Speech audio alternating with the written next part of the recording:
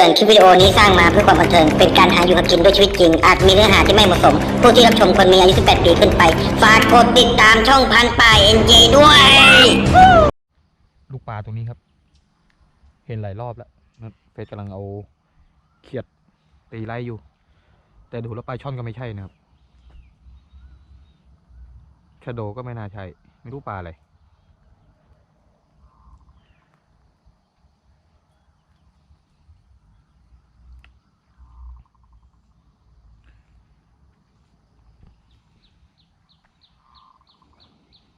มันขึ้นตรงนู้นไกลจัดมันดูยิงถึงหรือเปล่า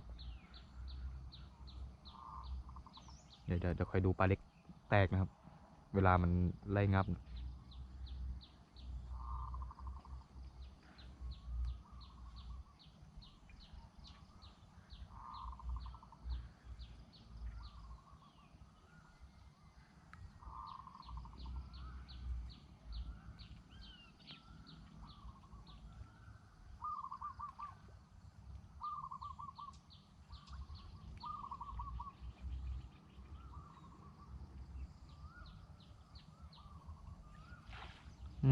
ขึ้นอีกแล้ว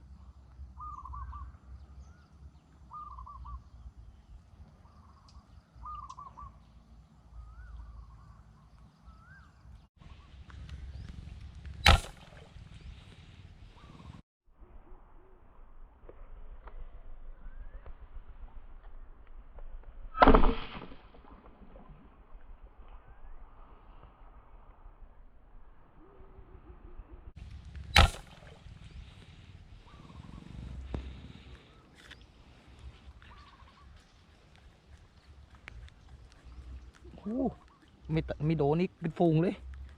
ปลาอะไรวะนะตะเพียนหรืออะไรนู่นใต้น้ำนี่เห็นตัวอยู่แล้วนี่ครับ3-4 ตัวเลยลูกดอกเจอจัดเดี๋ยวเอาไหม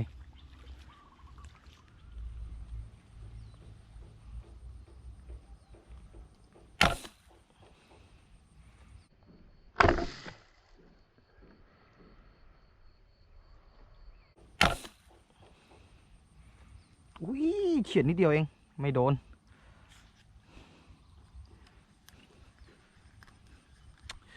เผื่อเยอะจัดเฉียดหน้าไปหน่อยเดียวเอง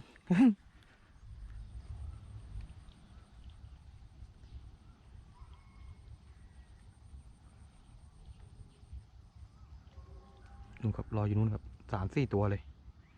อยู่ใต้น้ำรอโผล่กัน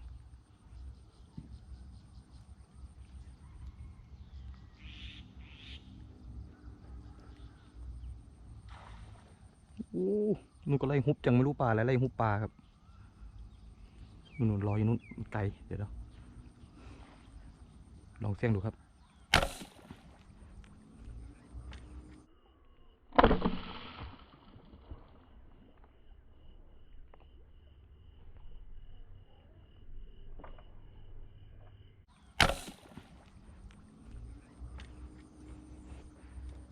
โดนไหม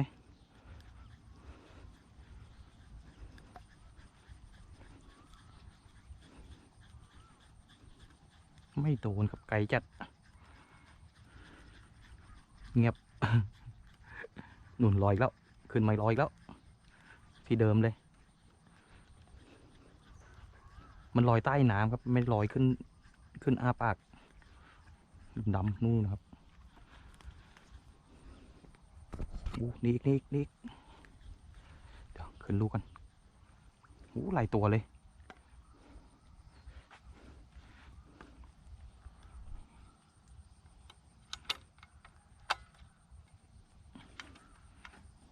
จมแล้วจมกับจมทั้งพร้อมกันเลยครับ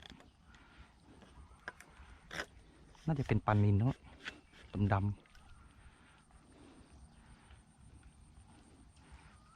มันอยู่ใต้น้ำลึกจัดยิงไม่โดนนะครับ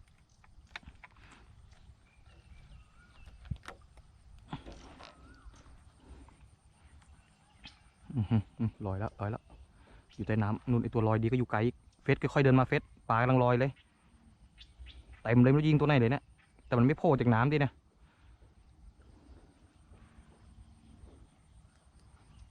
นั่นเห็นเฟสแล้วนะ หนีแล้วหนีแล้วตัวนี้แล้วกันโดนไหมไกลจัดอะเฟสรีบเดินมาดิไม่ต้องขลักมันเห็นเฟสแล้วที่ไหนมันถึงลงเมื่อกี้ตำลอยดีน่ะลอยแล้วนะ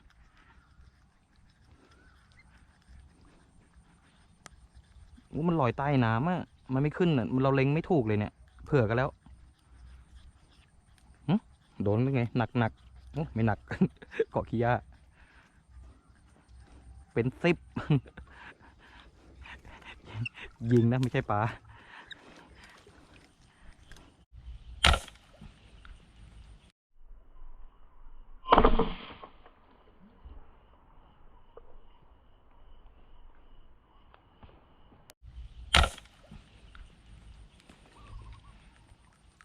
อู้โดนแล้วโดนไม่รู้ปลาอะไรโดนดิ้นเลย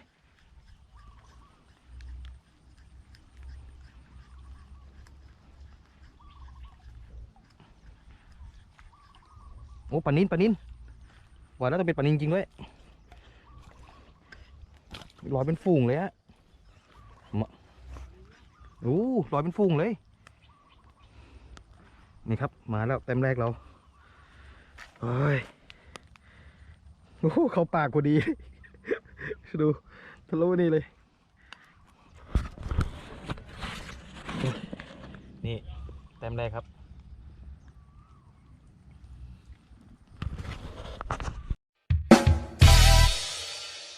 เสียงครับ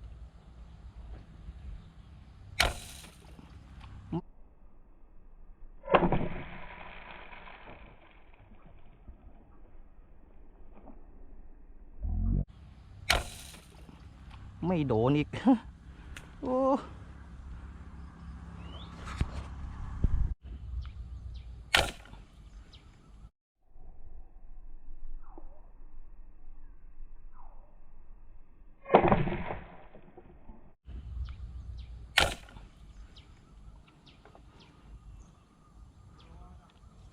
ไม่รู้ดิตัวใหญ่ๆอย่างนั้นเลยเฟสเลยมันอยู่ใต้น้ำมันลอยใต้น้ำอย่างเดียวอะลองยิงเส้นเดียวดูบ้างช้าอีกอะตัวเบลเลอร์เลยอะใหญ่กว่าตัวนี้อีก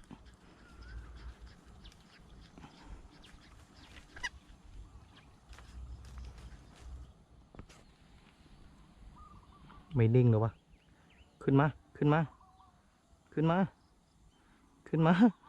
3 ตัวคู่เฟสตัวเก่าเลย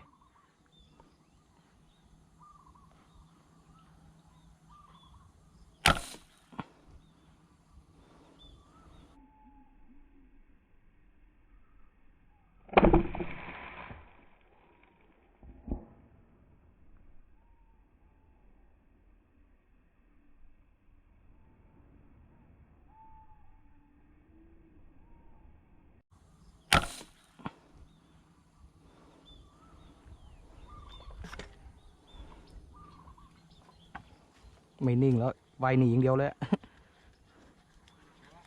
ไม่โดนมันอยู่ใต้น้ำอย่างเดียวเลยอะอยากเห็นขึ้นมาดูดิมาลองบ้างมาตัวดีๆงั้นเลย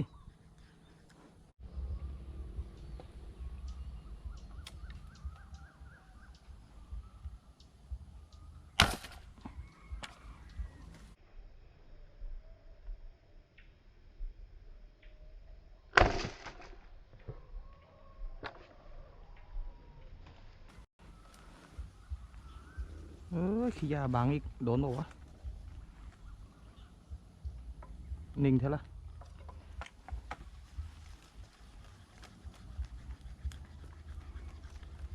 ขี้ยาบางอีก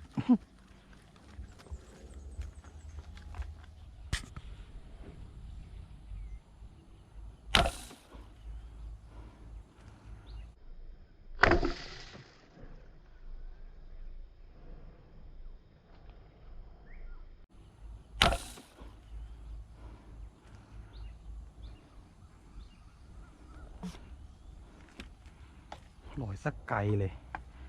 ตัวลอยดีก็ลอยไกลอีกโดนเปล่า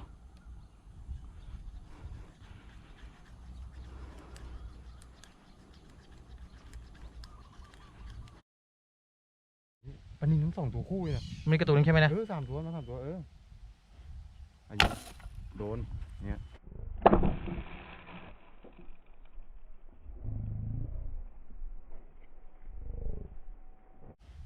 อายุโดนเนี่ย วิ่งละ โดนตัวแรกเพราะเผื่อโดนคู่แล้วยิงซ้ำซ้อนกันเนี่ย โดน ก็บอกว่าโดน กล้องได้กดปะเนี่ย ไปเห็นอยู่ โอ้ว่าแล้วมันแอบไปอยู่ไหนมันแอบไปอยู่นี่เองแต่ตัวนี้ไม่ใหญ่หรอกตัวโอ้ติดว่ะ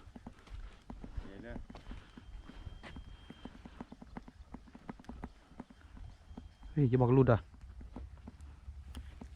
โดนหมิ่นแน่เฟสเอ้ยหลุดแล้ว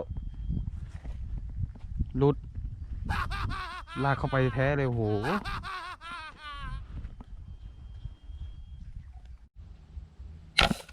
เรียบร้อย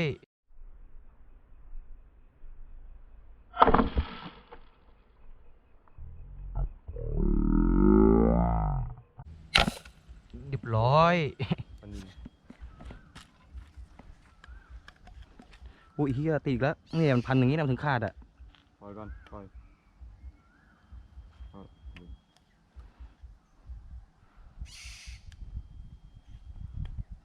เนี่ยยิงอย่างเงี้ยแม่นมันขึ้นต้นไม้ไม่โดน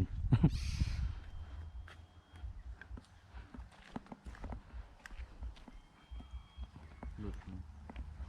ปาดดูอีกแล้วมั้งโอ้ไม่รุดใส่ได้อยู่เอ้ยเห็นเด็กเล็กก็ไม่น่าเชื่อขึ้นมาตัวดี หามายิงมัน ใส่ได้อยู่ใส่ทอดกรอบ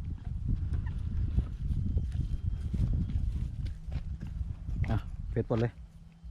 ตัดอันนี้ไหมกันมันจะขาดแล้วถึงขั้วมันเนี่ยนี่แต้มสวยอยู่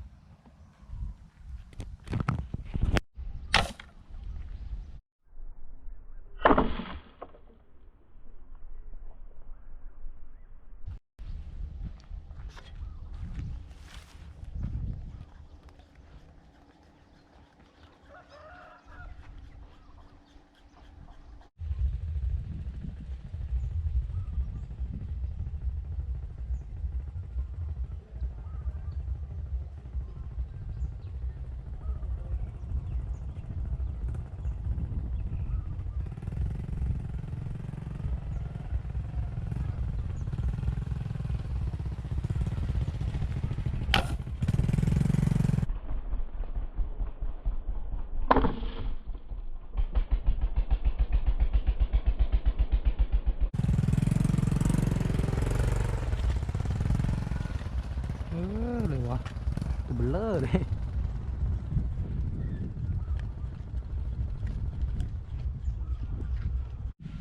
หลบเข้าร่มครับตอนนี้ฝนตกหนัก พายุเข้าเปียกหมดแล้ว